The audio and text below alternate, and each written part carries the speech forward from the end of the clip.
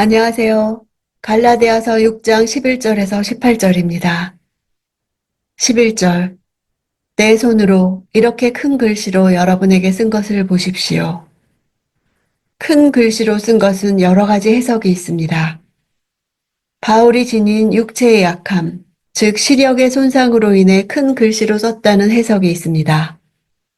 또 바울이 글을 쓸 때 대부분 대필자에게 대신 쓰도록 하고 자신은 서명만을 했다는 점에서 이제부터 마지막 부분으로 바울 자신이 직접 쓰는 부분이 시작된다는 것을 강조하려 했다고 해석하기도 합니다.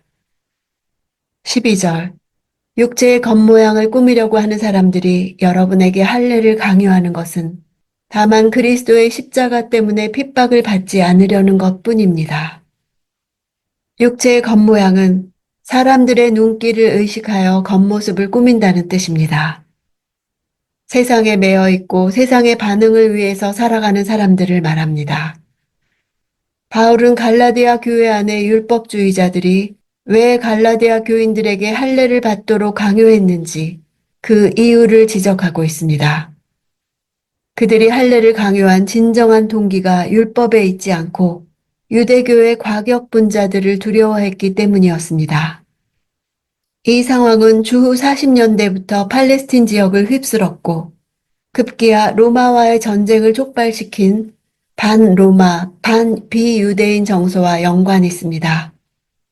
이 과정에서 유대 기독교인들은 핍박과 안전 사이에서 결단해야 했고 일부는 진리를 왜곡하면서까지 안전을 추구했습니다.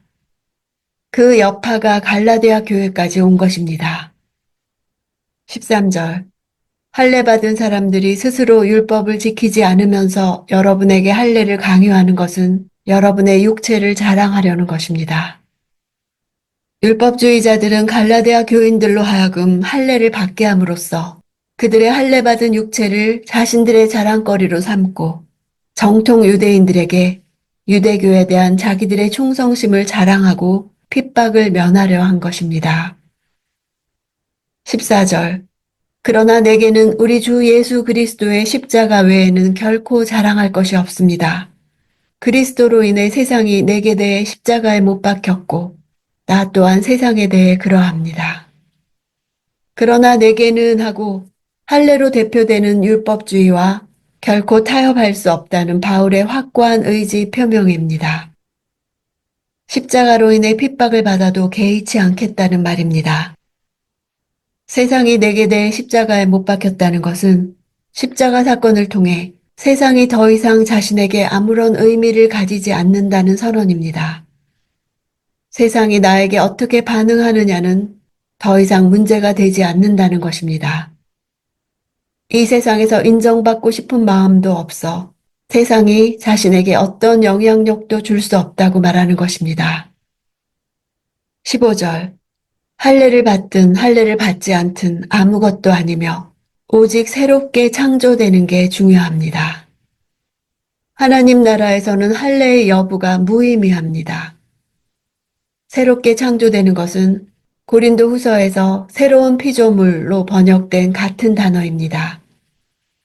새롭게 창조되어 사는 것은 성령께서 나를 움직여가는 삶을 사는 것입니다. 세상의 반응으로 살아가지 않고 그리스도로 사는 것이요. 참 자유인으로서 사는 것입니다. 16절. 이 원리를 따라 사는 사람들에게 그리고 하나님의 이스라엘에게 평강과 긍휼이 있기를 빕니다. 원리라는 헬라어는 캐논, 즉 표준입니다. 그리스도인들은 단 하나의 표준만을 가지고 있습니다. 그리스도의 십자가를 믿는 믿음입니다. 그리스도의 복음을 자신의 표준으로 삼은 사람은 평강과 긍휼을 입을 것입니다. 바울은 옛 제사장의 축복 내용과 유사하게 축복하고 있습니다. 축복의 대상을 이스라엘이라고 말한 것과 복의 내용이 평강과 긍휼이란 점도 동일합니다. 이런 바울의 표현은 상당히 의도적입니다.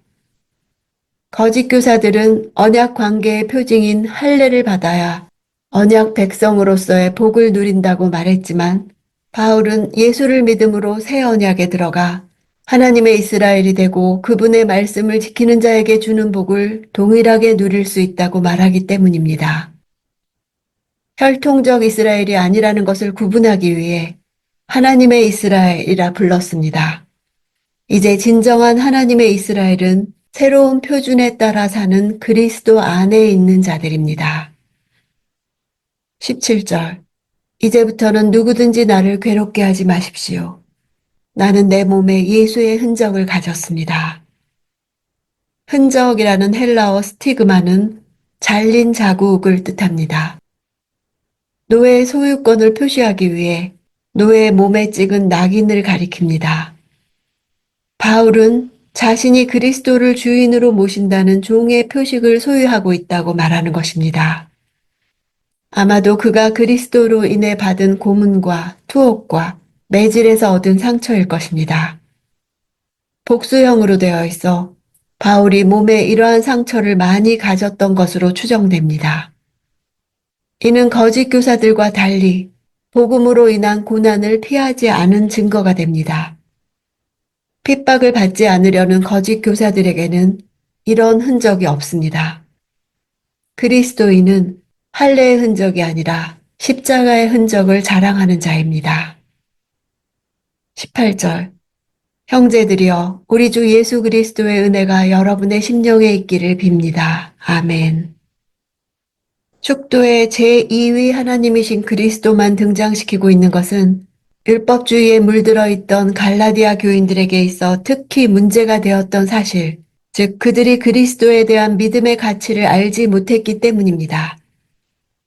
역사상 이 세상에 인간의 몸을 입고 오신 예수님이야말로 우리 주인이시며 우리의 죄의 문제를 해결하신 그리스도이심을 부각시키고 있습니다. 거짓 교사들의 동기는 육체의 겉모양을 꾸미려 한 것이었습니다. 유대주의자들이 경배한 거짓 구주는 바로 사람들의 인정입니다. 그들은 세상에서 얻을 수 있는 영예와 특권과 영광을 얻기 위해서 종교를 택했습니다. 그래서 마음과 동기와 성품의 내적 변화가 아닌 외형적인 것들에 초점을 맞춥니다. 복음은 안에서 밖으로의 변화입니다.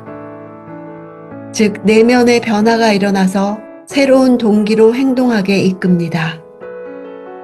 나의 행위가 아니라 전적으로 그리스도의 행하심 때문에 구원받기 때문에 나는 하나님 앞에 설 어떤 공로도 없으므로 십자가 외에 자랑할 것이 없습니다. 그럴 때 세상은 나에 대해 아무 힘도 발휘할 수 없어집니다. 세상이 나에 대해 죽었음을 선포합니다.